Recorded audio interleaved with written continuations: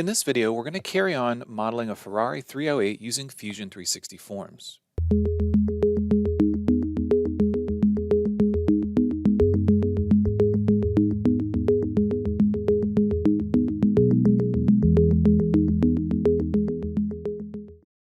Hey everyone, this is Matt with Learn Everything About Design, and in this video we're going to start the second part of tackling our Ferrari 308.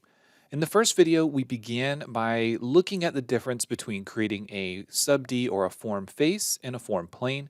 Then ultimately we chose the plane option. We began creating the midline or the center line of the body. When we look at this from the right-hand side, you can see that we've got a nice smooth curve, a transition that's following the hood and the door line, and that's how we're going to carry on modeling this car. In this video, we're going to move on to connecting the front section, the hood, down to the wheel well. We're going to model down to this midline on the body. That's actually a crease in the body that Ferrari has, and the creases or the gaps in the body really help us because we don't have to have the curvature continuity across that edge. Now, there are a couple different ways that we could do this. We could model all the way down to the bottom of the car, not worrying about that crease and then add it later. Or we could use it as a break in the body and we can play around with recontinuing the contours on the bottom edge. So we're going to take a look at how that's going to work out. But for right now, we're going to stop at the upper section of the crease and just focus our attention on those curves. So there are a couple different ways that we can do this, and the unique challenge that we're going to have in this episode is the fact that we need to combine multiple bodies together. So we're going to make the wheel well, and this is similar to what we did in the other series where we were working on the Subaru. But the challenge that happens with this is sometimes it causes problems with the mirror or the symmetry. So to get started, let's go to a right side view. Let's go to create cylinder. We're going to select that right plane, and then we're going to draw a cylinder that is the inside of the wheel well there. All right, and we want to rotate this around. Note the number of divisions we have. Those are too many divisions in the height, so I'm going to take that down to 2. We really don't need that many divisions. And then 8 is going to be okay for the diameter faces. We're going to say okay, and then using our box selection, remember if we go from the upper left to bottom right, it's going to select anything that's completely inside of it. You can see the edges and the faces. If we go from the bottom right to upper left, it'll grab anything that it crosses. So we're going to select the bottom half and hit delete. From here, I'm going to go to a right-hand view, and I'm going to go into Modify Edit Form. I'm going to use a box select from the upper left to bottom right, which will grab just those edges. And I'm going to pull this up until it's in roughly the right position. I'm going to do the same thing over here. Pull it up till it's in roughly the right position. Now this is going to take it from being a cylinder to sort of, it's going to stretch it out a bit. So what I want to do is use Alt and 1 on the keyboard, which will bring me into box display mode. And then I'm going to box select this and I'm going to pull this up. And what I'm looking to do here is I'm looking to keep the distance between the vertices, or in this case, these edges. I want to keep it relatively consistent. So when I go back to smooth display, now you can see that is more of an arc. The next thing that I want to do is I want to move this entire thing out to where it's supposed to be. So I'm going to get off of edit form. I'm going to go to my bodies folder and select the entire body from here, then go back into edit form. The reason I did that is because sometimes when you've got multiple bodies, it can be hard to select them. You have to use some of the selection techniques, and it's usually just easier to select the body here. So now that we have this, we're going to go ahead and pull it over to where it should be. And it looks like that's about right there. I'm going to leave this section kind of long on the inside. We can deal with that later if we want to, but that's going to put it at the right location. The next step in the process is to begin to build the small lip that we see on the fender. So the way that we generally do this is by going in and using Extrude. And so far, whenever we've done Extrude, we've used Alt on the keyboard if you're on a PC. I believe it's Option on a Mac. So the way that we've done this is just using that Alt key, which extrudes the edge, but it creates an extrusion that is smooth or curvature continuous. There's another trick. If you hold down Alt and then Control, in this case, I'm going to use Scale, but if you hold down Alt and Control or Option and Command on a Mac, then you can actually extrude this out and it'll keep a creased edge. So the creased edge is going to be important for us because we want that sharp crease that's sort of right there in the middle. Another thing that we can do is we can carry this on, again, Alt and in this case, Control for me because I'm on a PC, and I can extrude it again, and notice that it's keeping that creased edge. I'm going to go to a right view. I'm going to go to box display, and I want to fix some of this before I get too far ahead. I want to begin moving these around, and I really want these vertices to be in line with the underlying geometry. So this flare is actually going to get stretched out a little bit, so I'm going to bring it forward. I'm going to come over to the back side here. I'm going to pull this up. And same thing here. This one will come up to about that midline, and then this one here, I'm going to stretch back to about the seam at the door. You'll find that the curvature is going to carry over these edges, but in a lot of cases, you can actually use that to your advantage when you're trying to determine what the layout of these edges and these faces will be. So now let's go to a front view, and let's take a look at this from the front. So from the front, if I go to smooth display, which is for me Alt and 3, you can see that I've got the creased edge here and the creased edge here. And then I've got this sort of smooth transition that begins to happen. One thing that we're going to have to make a decision on, this is a design decision that you need to make early on, is whether or not we're going to try to get that smooth transition from the upper portion of the body to the fender, or if we're going to use a crease. Now, I think the best option for us, at least at this stage, is to use a crease. And the reason I think that's the case is because these cars have a fairly hard body line that carries all the way over that upper portion of the fender. And that is going to be hard for us to control the basic shape. We want to use as few of edges and divisions as possible. So keeping those very minimal, we're going to use a crease now. And if we want to fix it later, we can do that. We can also try to use a fillet with curvature continuity. So that's just the method that I'm going to choose. It's going to be much easier. We also have to remember that when we're extruding and we're trying to connect to this, that this is a single body on one side and this body has symmetry. So it's going to cause us some problems that we're going to have to deal with. But before we get too far, what I want to do is I'm going to say, okay, here, I'm going to go to a top view and I'm going to delete the symmetry. Now remember, upper left to bottom right, it's only going to get what's inside of it. And bottom right to upper left is going to grab everything. Now if I hit delete here, notice it gets rid of the entire thing. We're going to use Control Z to undo. We're going to clear the symmetry off of this body. And then we're going to do it again and delete it.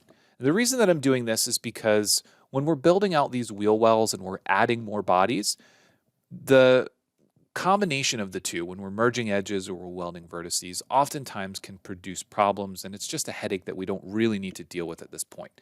So the next step for me is to try to combine these. And I'm going to select each body and go into box display mode.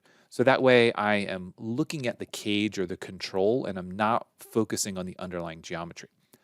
I want to take this edge by double clicking. I'm going to hold down Control and double click this edge. And then I'm going to go to modify. I'm going to go to my right view. I'm going to hold down Alt and Control on a PC. And I'm going to begin just pulling this down. Now I'm going to pull it down to about where it intersects this edge here. And again, we're doing that with Alt and Control or Command and Option on a Mac. We're doing that to have that creased edge. Then I'm going to left click. I'm going to double click here, go to a front view, and I'm going to pull this edge out. And then I want to bring this vertex back.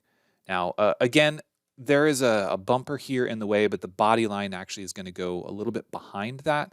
So I'm just going to sort of assume that I have body behind it, and then we're going to begin working with that. So you can see what we've done is we've started to bring that fender down. And if we look at it from the front and we select a body and we go into smooth display, we've kept that creased edge there and we've carried that edge all the way back. So in box display, what we actually want to do is we want to bring some of this edge up. And I'm going to just grab a single edge. You might need to rotate around. And I'm going to grab this other edge here.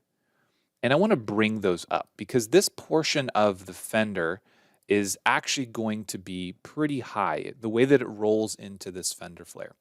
Now, it looks off from the underlying picture, and that's only because we're in box display. When we go back to smooth display, and we take a look at this, you can see that the curvature is much lower. We also want to make sure that we don't have the back canvas on because that can, it shows sort of the rear flare, and what we want is we want to look at this from the front. So make sure that the back canvas is off and we're looking at it from the front. So again, keep in mind that the underlying curvature is okay. When we go to box display mode, it sort of exaggerates it a bit. So on the actual car, might be a good time for us to take a look at a picture. So on the actual car, let's go ahead and bring a picture over so you can see. So on the actual car, what we did was we took this edge that we created, and this, again, this sort of sharp edge that's on the car, we sort of took it and extruded it down. Now we've got a crease on the front, and it sort of blends and carries into the side of the front quarter a little bit, and then it disappears. And you can see that we don't really have that hard crease on the upper portion of the fender, at least in this picture. If we take a look at another picture and go ahead and bring this one over, you can see there is more of a hard defined line here. It's not perfect, but you can see it is smooth, but there is a harder edge or harder line. And when you're looking at pictures, you can see this by the way that the light bounces off of the fenders. This is a little bit different because the light is actually hitting at an angle. It's probably above and behind the camera person, so it's not hitting the top and it's not highlighting those. So again, this is what we're working on here, combining this little flare into the fender shape. A couple ways that we can do this is we can determine the fender shape first and then worry about blending it in. So a lot of cars will have a very broad shape, and then the fender flares will sort of blend into it and accentuate that. So if that's the route that we want to go, then what we need to do is we need to carry these edges down further. And you can already see that we're probably going to have a triangle section. I'm going to bring this up because, again, I'm only going to the mid body line. I'm going to go ahead and bring this up as well. So we need to determine where we want that control to be. If it's a small section like this, or if we want to bring this edge further down. Because we know that we're blending into, this sort of wheel arch, I'm going to begin merging vertices and just see what it looks like. So we're going to go to Modify, Weld Vertices. I prefer this over Merge Edge because Merge Edge doesn't really care where the vertices are. If you select two edges, the center vertex on each side is not necessarily going to merge. So I like to use this whenever possible, and we can continue to use it while the tool is active. And you'll notice that weld mode allows us to do vertex to vertex. We can have a weld tolerance and we can use midpoint. But for what I use it for, vertex to vertex is the best option. So we're going to go from here to here. We're going to go from here to here. And we're going to go from here to there. All right, so now we're beginning to bridge that shape. I have a feeling that we're going to need more control in this area, but this is a good start. Now let's hide the canvases and let's go to a smooth display and just see what we've done.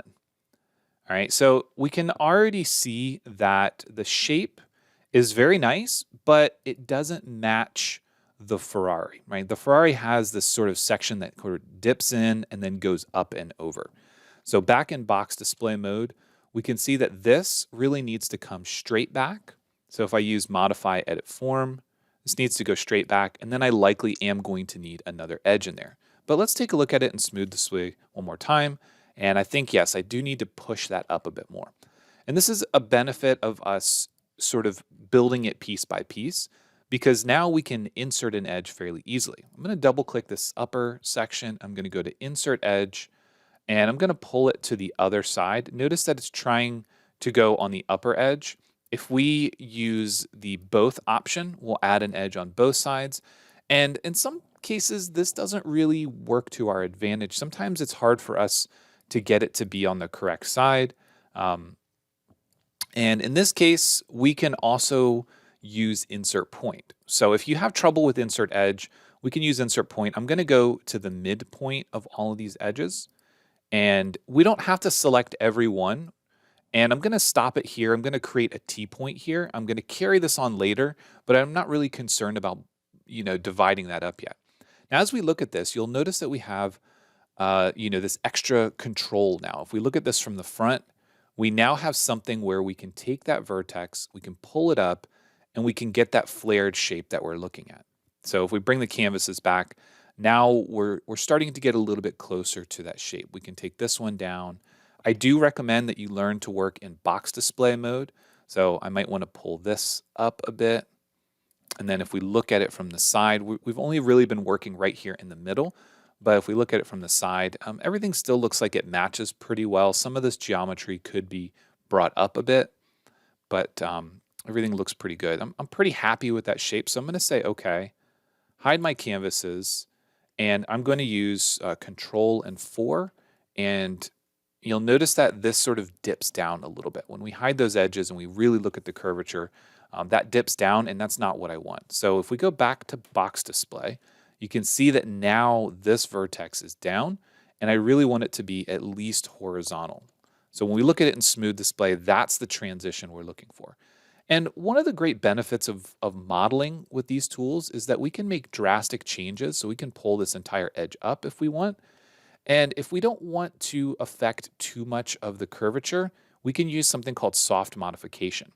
So this value here, if I set it down to 100 millimeters, you can see that a couple of the vertices are white, which means that as I pull this up, it's going to move some of the geometry, but it's going to leave the rest of it exactly where it is. So this is a nice way that we can make some drastic changes if you want to increase that fender line and move it around without affecting what you've already done here. So again, that's a nice way that we can do that. We could do it here. We can always turn it off as well and just make those sort of on-the-fly changes. I'm going to pull this one up a little bit, go to the right, take a look at it in box display. Now, one thing we do want to mention is again the patch layout. This edge right here was created originally at an inflection point, right? So we put an edge over here because of where it landed on the blueprint. But the way that this patch or this face is working out, I don't really like the layout of it. So I want to move this forward, but I need to be careful when I do this because I don't want to change the shape of the car. So I'm going to grab it, I'm going to move this forward, and I still want to maintain that smooth transition. Again, we might need to work on some of these vertices. We might need to pull some down to get the shape just right. But what I'm looking to do is I want to bring the vertices into more of a consistent layout. So I don't want them to be jumping around a bit. I want them to be a nice, smooth, even transition. It's going to give us the best chance of having good underlying curvature. So let's hide the canvases. Let's just take a look at what we've done so far in smooth display. I'd say that looks pretty good. One thing that we do need to change is this is creased right now, and we want to uncrease it. So I'm going to go to modify. I'm going to take a look at uncrease, and I want to make sure that this edge right here is uncreased. When I do that, we're now starting to get that rounded corner that we would expect to see. But we're going to need a bit more control in this corner. It's not lining up where we would expect that body line to. Now keep in mind that we haven't really brought this edge all the way back. There's more work that needs to be done. But by taking the crease off of that edge, we've now got the rounded corner here that we can work with. So that at this point, it's pretty good so far. There's obviously a lot more work to do. As you guys are watching these, if you want me to speed through it a bit faster, if you'd rather see me model something without all of the explanation as we go, please let me know. I don't want to spend a bunch of time making videos that really aren't very helpful, but I feel like following along the process and understanding kind of what's going on as we make these new patches and new edges is important to most people. So I want to make sure that I do provide that if that is something that's helpful. At this stage, let's go ahead and save it real quick. And then before we finish, let's go ahead and add a mirror duplicate. I'm going to select this body, and then I'm going to select my mirror plane. I want to make sure that weld is selected and allow it to weld together. Now you'll notice when I did this that I don't have the green edge in the middle. If I go to modify edit form, you can see that it did not weld that together. So I'm going to use Control Z to undo. I am going to go to symmetry, and again I'm going to go to mirror duplicate. Select this, select my mirror plane, but this time I want to bring the weld tolerance to a larger number. I'm going to say 0.08 millimeters and say okay. You can see that it's still not there, that there's still too much of a gap. A couple ways that we can get around this: we can drag the edges across the midline, and dragging them across the midline will allow us to, it'll basically trim it back for you. We can also use repair body utilities. So when we use repair body utilities, we're looking at free edges and we're looking at this weld tolerance. So this weld tolerance will allow us to actually weld the centers together. So if we use auto repair and allow it to go in and weld those together, let's go ahead and let's just increase this all the way to 1 millimeter and allow it to repair. Now you can see the gap is fixed. So we had a pretty big gap between the two, and that does tend to happen sometimes, but now we have a perfect mirror. We can select something on the right or left side, and it'll be modified on the other side. So again, those tools, when you're using mirror duplicate, if the body is not up to your mirror plane, if it crosses, it's usually better, but if it's not up to it and you don't see that green line, that means you don't truly have one single body. There are two bodies that are still separate. At this point, everything looks okay. If we grab some geometry and we modify it to make sure that it is actually welded, you can see it does move around. So everything is good there. We're good to go on the welded version. And now we can save it again. And saving it gives us a version that we can always go back to. And again, we can always come back, clear the symmetry, and delete it again. We might do that when we get to the back or see if we can handle the errors. But at this point, if you have any questions, please let me know. I appreciate y'all watching. And as always, thanks for watching, and I will see you in the next one.